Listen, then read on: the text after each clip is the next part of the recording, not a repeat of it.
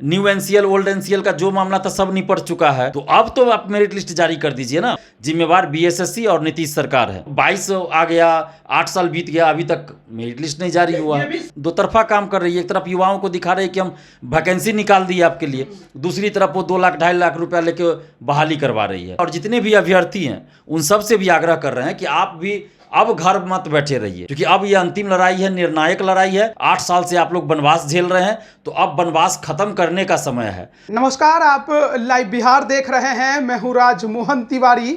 देश में रोजगार को लेकर लड़ाई चल रही है, लेकिन बिहार में रोजगार का मैराथन। बिहार एसएससी 2014 में 13,120 पदों की बहाली लेकर आती है और आज 8 साल गुजर चुका है और अब तक वो बहाली पूरी नहीं हुई है। आखिरकार क्यों इतना देर किया जा रहा है? आखिरकार बिहार कर्मचारी चयन आयोग चाहता क्या है? बिहार सरकार क्या चाहती है? बात करेंगे। हमारे साथ छात्र नेता दिलीप हैं। दिलीप, 8 साल गुजर गया, लगातार आप लोगों ने आंदोलन किया, अब किस चीज का आंदोलन करना बाकी रह गया? देखिए, अब मेरिट लिस्ट जारी करवाने के लिए, यानी फाइनल रिजल्ट जारी करवाने के लिए आंदोलन करना पड़ रहा है हम लोग को। 28 जून को हम लोग बीएसएससी ऑफिस में आंदोलन कर रहे हैं और ये मजबूरी में कर रहे हैं। हम लोग बीएसएससी को बार बार ये रिक्वेस्ट कर रहे हैं कि आप मेरिट लिस्ट जारी कीजिए। अभी भी कह रहे हैं कि 27 जून तक आप मेरिट लिस्ट जारी कर दीजिए। नहीं, अगर 27 जून तक मेरिट लिस्ट जारी होता है तो 28 जून को हम लोग बीएसएससी ऑफिस आंदोलन करेंगे, क्योंकि हम लोग की ये मजबूरी है। 8 साल से हजारों अभ्यर्थी इस बहाली में लगे हैं और बीएसएससी एकदम कुंभकर्णी नींद में सो जाती है, और जब हम लोग कोई आंदोलन करते हैं तब जाके आगे की प्रक्रिया शुरू करती है। चाहे वो पीटी का रिजल्ट हो, मेंस परीक्षा आयोजित करवाना हो, मेंस का रिजल्ट हो, टाइपिंग, फिजिकल या काउंसलिंग, माने हर स्तर पे आंदोलन करना पड़ा है छात्रों को। हर लेवल कंप्लीट हो गया, केवल मेरिट लिस्ट देना बाकी है, तो पेच फंसा कहाँ है? अब कोई पेच नहीं फंसा है। अब सारी प्रक्रिया पूर्ण हो चुकी है।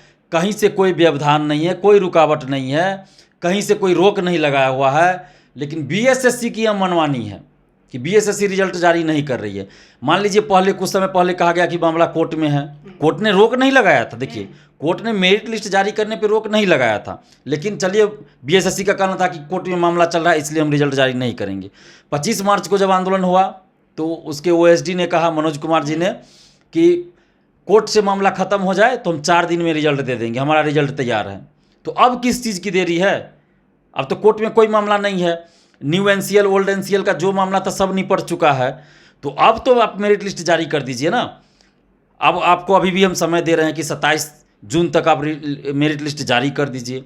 अगर 27 जून तक नहीं किया गया तो 28 जून को हम लोग बीएसएससी ऑफिस में आंदोलन करेंगे, और इसके लिए जिम्मेवार सिर्फ और सिर्फ बीएसएससी है, बाकी कोई नहीं है। जिम्मेवार बीएसएससी और नीतीश सरकार है, क्योंकि 8 साल में देखिए कि नीतीश कुमार जी 4 बार मुख्यमंत्री पद की शपथ ले चुके हैं, 2 बार गठबंधन बदल चुके हैं, इसके अलावा 2 बार विधानसभा का चुनाव बिहार में हो गया, लेकिन ये बहाली पूरी नहीं हुई। तो ये तो शर्म की बात है ना। और चीज़ तो नहीं रुका, लेकिन ये बहाली क्यों रुकी हुई है? तो इस बहाली को पूरा करें, क्योंकि बिहार के सभी जिलों में, लगभग सभी डिपार्टमेंट में कह लीजिए, कर्मचारियों की नियुक्ति के लिए बहाली हुई है, और 2014 की बहाली है, यानी कि इसको तो 15 में ज्वाइन करवा देना चाहिए था। और अब 22 आ गया, 8 साल बीत गया, अभी तक मेरिट लिस्ट नहीं जारी हुआ। ये भी समझने वाली बात है कि 2014 की बहाली है, यानी 2014 से वो सीटें रिक्त पड़ी हुई हैं, और उसके बाद से प्रथम इंटर स्तरीय के बाद कोई द्वितीय इंटर स्तरीय आया नहीं है। तो सोचिए, और सीटें तो रिक्त होती जा गई होंगी, और किस प्रकार से काम में व्यवधान पड़ रहा होगा कर्मचारियों के अभाव में। देखिए, बिल्कुल 2014 से लेकर अभी तक इन 8 सालों में तो लाखों सीट खाली हो गया, हजारों तो छोड़िए, लाखों सीट खाली हो गया। उस समय 13,120 के लिए निकला था, उसके बाद तो लाखों सीट खाली है। और दूसरी तरफ सरकार कहती है कि हम विकास का कार्य कर रहे हैं, ये वो। तो विकास का कार्य आप योजना बना लीजिएगा तो कार्य होगा कैसे? उसको कार्यान्वित करने के लिए तो कर्मचारी चाहिए ना। जब कर्मचारी ही नहीं है तो काम कैसे होगा? इसलिए आप देखते हैं ना, सरकारी काम धीरे धीरे होता है, और बाद में कहा जाएगा क्या कि सरकारी व्यवस्था ठीक नहीं, इसको निजीकरण कर दो। मतलब आप जितना स्टाफ चाहिए उतना बहाल नहीं कर रहे हैं, लाखों सीटें खाली है, तो काम कैसे तेज़ी से होगा? आप कल को कहिएगा कि सरकारी व्यवस्था खराब है तो निजीकरण कर दो, अच्छा हो जाएगा। तो ये बहाना नहीं चलेगा, आप नियुक्ति कीजिए। और दूसरी बात यह है कि इसमें क्या किया जा रहा है ना, एक खेल खेला जा रहा है सभी डिपार्टमेंट में कि कॉन्ट्रैक्ट जिसको संविदा कहते हैं, ठेकेदारी कह लीजिए, उस पर बहाली की जा रही है। 2-2 लाख 2.5 लाख रुपया लेके हर एक ऑफिस में बहाल कर लिया जाता है 6 महीना के लिए। फिर 6 महीना के बाद उसको 6 महीना बढ़ा दिया, फिर 1 साल बढ़ा दिया। इस तरह से काम किया जा रहा है। तो सरकार तो ये दो तरफा काम कर रही है। एक तरफ युवाओं को दिखा रही है कि हम वैकेंसी निकाल दी आपके लिए, दूसरी तरफ वो 2 लाख 2.5 लाख रुपया लेके बहाली करवा रही है। तो डबल गेम खेल रही है एक तरह से ना। अच्छा, न्यू एनसीएल को लेकर भी कुछ निर्णय लिए गए थे। कर्मचारी चयन आयोग के द्वारा कहा गया था कि इतने समय के अंदर न्यू एनसीएल आपको बनवाने होंगे अपने अपने ब्लॉक से। तो वो मामला भी क्या पूरा हो गया है कि उसमें भी कुछ नहीं, वो सब मामला अब पूरा हो गया, कोई पेच नहीं फंसा है। ये 14 जून तक अपलोड करना था वेबसाइट पे। उसके बाद आपको ये न्यू एनसीएल वाले जो कैंडिडेट हैं, स्टूडेंट्स हैं, तो उनको बनवा के अपने अपने ब्लॉक से जमा करना था, जिनका लिस्ट बीएसएससी ने जारी किया था। तो 14 जून लास्ट डेट था उसका। और अभ्यर्थी इतने जागरूक है कि तो पहले ही कर चुके हैं। वो 14 जून से 1 सप्ताह पहले ही सब कुछ कर चुके हैं। और 20 जून तक स्पीड पोस्ट उसको करना था। तो वो काम भी लोग 10 दिन पहले ही करके निश्चिंत हो चुके हैं। क्योंकि इन लोगों को तो है कि जितना जल्दी मेरिट लिस्ट आप जारी कर दीजिए। अभी भी उसके बाद भी मान लीजिए 20 जून भी है, तो उसके बाद भी आपको समय है। आपने कहा था कि 2-3 दिन 4 दिन में रिजल्ट जारी कर देंगे, तो अब कीजिए ना भाई। 7 दिन का समय आपको मिला गया, आप 27 जून तक कर दीजिए। नहीं तो फिर 28 जून को हम लोग आंदोलन करेंगे। और हम लोग को कोई शौक तो नहीं है, हम लोग मजबूरी में हर बार आंदोलन करना पड़ता है। बाकी आप देखिए, और कोई बहाली में देखिए मेरिट लिस्ट जारी करवाने या रिजल्ट जारी करवाने के लिए कहाँ हम लोग कभी आंदोलन किए हैं। लेकिन ये मजबूर बीएसएससी कर दे रही है, इसलिए हम लोग को आंदोलन करना पड़ रहा है। 28 को आंदोलन की शुरुआत होगी कि 28 को हम लोग आंदोलन करेंगे। अगर बीएसएससी ने रिजल्ट जारी नहीं किया, मेरिट लिस्ट जारी नहीं किया, तो फिर हम लोग उसको आगे कंटिन्यू करेंगे और लगातार आंदोलन जारी रहेगा। उसका स्वरूप कैसा होगा, बदलेगा और किस तरह होगा, वो 28 को ही बताया जाएगा। क्योंकि हम लोग तो चाहते हैं कि बीएसएससी जारी कर दे, अगर नहीं करेगी तब आंदोलन कर रहे हैं। और 28 को देखते हैं कि बीएसएससी की तरफ से क्या रिस्पॉन्स आता है। नहीं तो फिर आगे भी आंदोलन हम लोग का जारी रहेगा। और हम लोग जब तक लिस्ट जारी नहीं होगा, आंदोलन हमारा जारी रहेगा। ऐसा नहीं कि एक दिन किया छोड़ देंगे, वैसा नहीं होगा, आंदोलन करते रहेंगे। देखिए, निश्चित रूप से हजारों अभ्यर्थी इसमें दिन रात मानसिक रूप से प्रताड़ित हो रहे हैं, सामाजिक रूप से अपने आप को बहिष्कृत महसूस कर रहे हैं। बहुत सारे ऐसे स्टूडेंट्स भी हैं जिनकी शादी रुकी हुई है, और ये सच्चाई है, और परेशान रहते हैं ये लोग। तो चाहिए बीएसएससी के जो चेयरमैन हैं रविंद्र कुमार, जिनके बारे में पता चला कि बहुत ईमानदार व्यक्ति हैं, तो हम भी मानते हैं कि ईमानदार हैं आप। और आपने पीटी रिजल्ट के लिए हमने जब आंदोलन किया था, इन्होंने जो समय सीमा दिया उससे 6 दिन पहले ही रिजल्ट जारी कर दिया। तो हम वही उम्मीद अभी करते हैं रविंद्र कुमार जी से, और आग्रह कर रहे हैं कि आप अपनी छवि को दिखाइए स्टूडेंट्स में, कि आप ईमानदारी के साथ साथ तत्परता भी दिखाइए और बीएसएससी की छवि को भी सुधारिए आप। तो अभी 27 तारीख तक आप रिजल्ट जारी कर दीजिए, ताकि हम लोग को आंदोलन करना ही ना पड़े।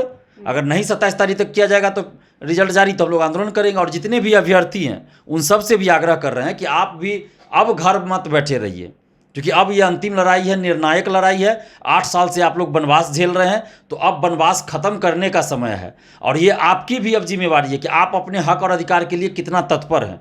तो घर बैठे रहिएगा तो बीएसएससी मेरिट लिस्ट जारी नहीं करेगी। इसलिए आप लोग 28 जून को हर हाल में बीएसएससी ऑफिस 10:30 से 11 बजे सुबह में, यानी 10:30 से 11 बजे के बीच में पहुंचिए। और जो लोग कहीं बाहर है या जॉब में है, वो लोग भी आप लोग आइए, और जो जॉब में हो छुट्टी लेके आइए।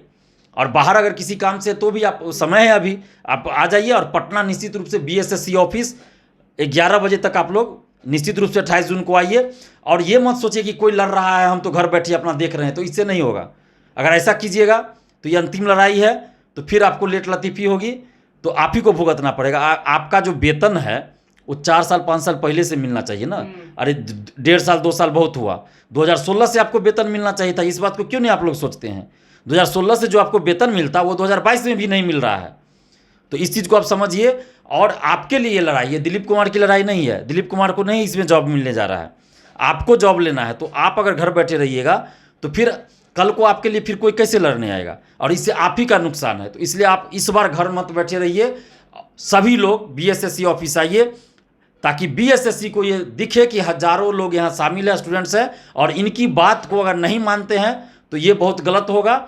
और मीडिया भी तभी आपका साथ देगी जब आपके साथ भीड़ होती है। तो इसलिए आप सभी लोग निश्चित रूप से 28 जून को बीएसएससी ऑफिस आइए। तो ये अनुरोध दिलीप का आप तमाम छात्रियों से रहा कि उस दिन बीएसएससी ऑफिस पहुंचना जरूरी है। यह आपके हक की लड़ाई है। हालांकि 13,120 पदों की ये बहाली 2014 से लटकी हुई है और 8 साल बीत चुके हैं और अब तक मेरिट लिस्ट का इंतजार करना पड़ रहा है। आखिरकार और कब तक इंतजार करेंगे, यही बड़ा सवाल है और इसी का जवाब बीएसएससी को देना है। अब बने रहिए लाइव बिहार के साथ। आप सभी का बहुत बहुत धन्यवाद। लाइव बिहार यूट्यूब पर सब्सक्राइब और फेसबुक पर लाइक जरूर करें।